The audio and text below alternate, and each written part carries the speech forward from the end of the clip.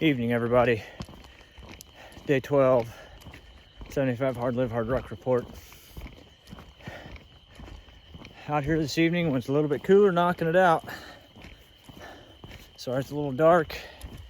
It took me a minute to kind of come up with what I was going to talk about. So I'm 10 pages into Relentless by Tim Grover. First 10 pages after the foreword. And first 10 pages are kind of interesting. He's talking about, I think I mentioned it maybe on a previous video, but talking about how he's trained some of the greats in the NBA. And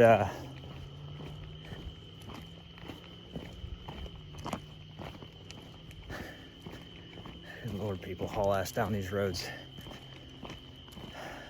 But he's trained some of the greats in the NBA, and he starts out with an account. He doesn't even tell who it is, but it was even during the playoffs, whatever, and the guy he basically got hurt. Everybody's wondering if he was going to make it back for the next game, yada yada yada. And he ended up flying to Chicago, is where this guy's gym is.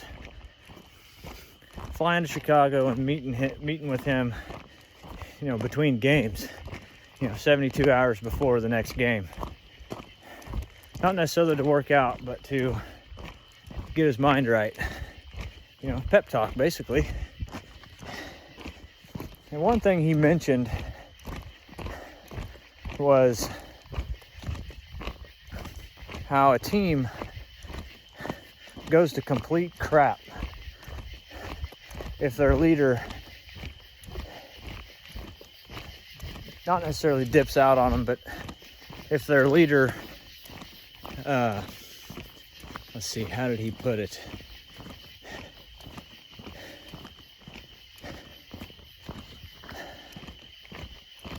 Man, I'm drawing a blank.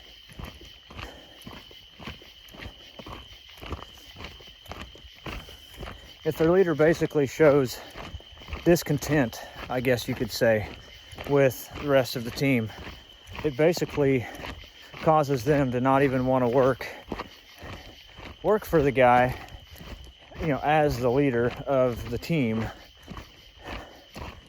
I thought that was kind of interesting because it's no different than, the military or anything else like that, really, if you think about it, because if you contribute to poor morale, your guys ain't going to work for you.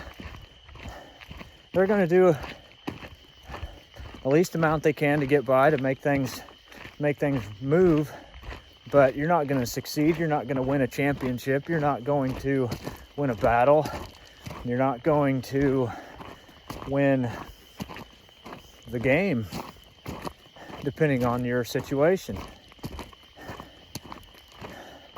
I kind of thought that was interesting. It's kind of one of those things that definitely struck a chord with me a little bit.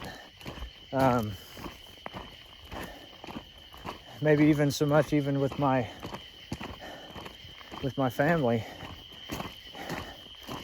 showing discontent or whatnot with the wife or the kids. It doesn't really do any good. Yeah, we have to address behavior when it comes to the kids, but it doesn't have to necessarily be discontent, I suppose. I don't know. I'm gonna work on trying to implement that a little bit, maybe in my life when it comes to the family or any other team that I might lead. So, it's just a thought that I had in just the first 10 pages of that book, and it's not a real long book, like 300 pages or so. So.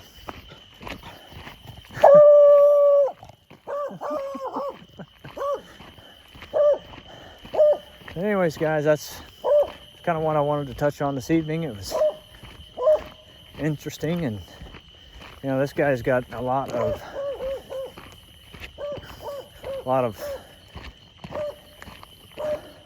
interesting ways of putting things. I mean, he's teaching these guys to be relentless, you know, title of the book, but how he does it and how the mindset that you've got to have in order to be that way is just, it's unbelievable.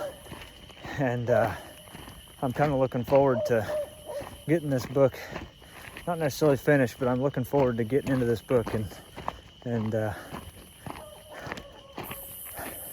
maybe implementing some of the things. There's going to be a lot of people that are probably pissed off at me.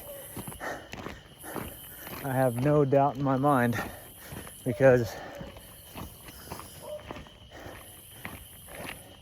a lot of people aren't used to dealing with others who have that kind of mindset, I suppose. So hopefully I can implement some things, make some things stick. Probably won't read this book just once.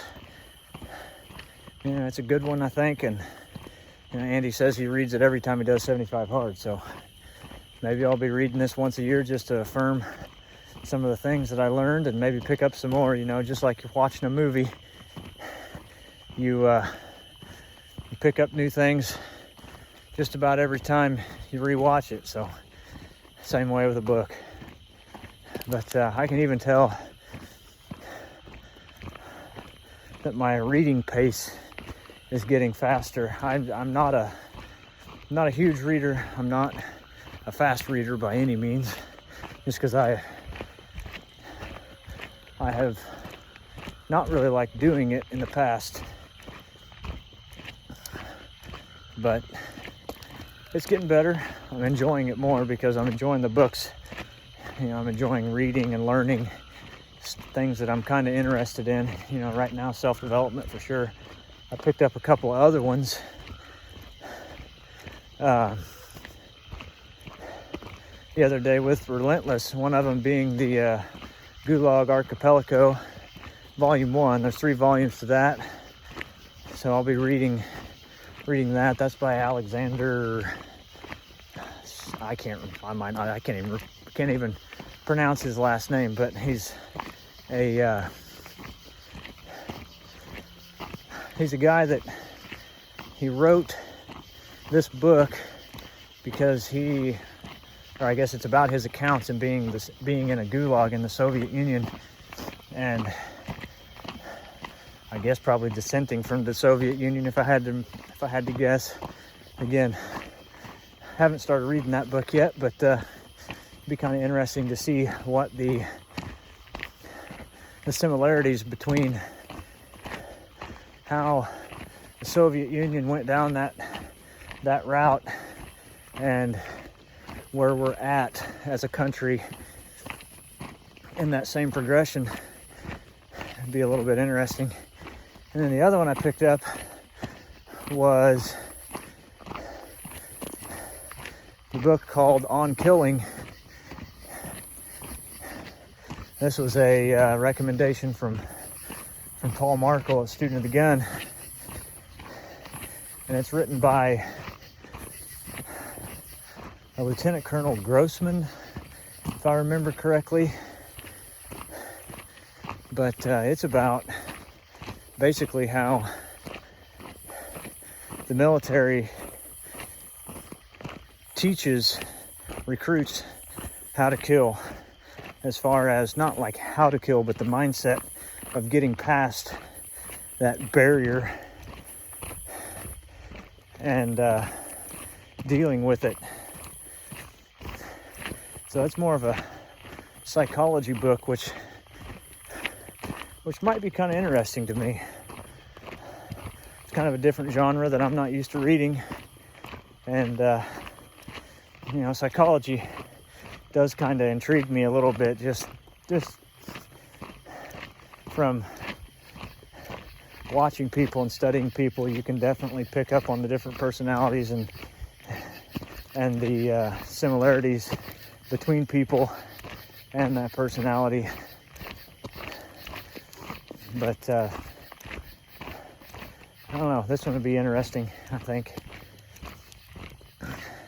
lady at Barnes and Noble kind of looked at me funny when I asked for it, or when she picked it up.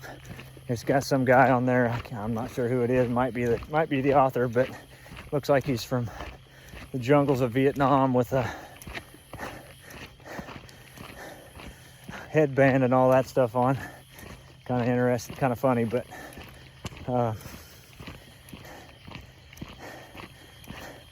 we'll see how that one turns out. So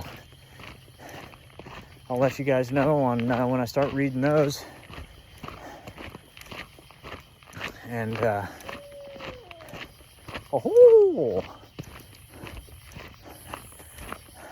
I see that owl about every night. Anyways, guys, that's about all I got. I was just touching on a few things I've been doing in the last few days, and I suppose I'll talk to you guys tomorrow for day 13 on a Sunday. So remember, guys, the only thing necessary for the triumph of evil is that good men do nothing. Do something to make yourself better, less dependent on their system. See y'all tomorrow.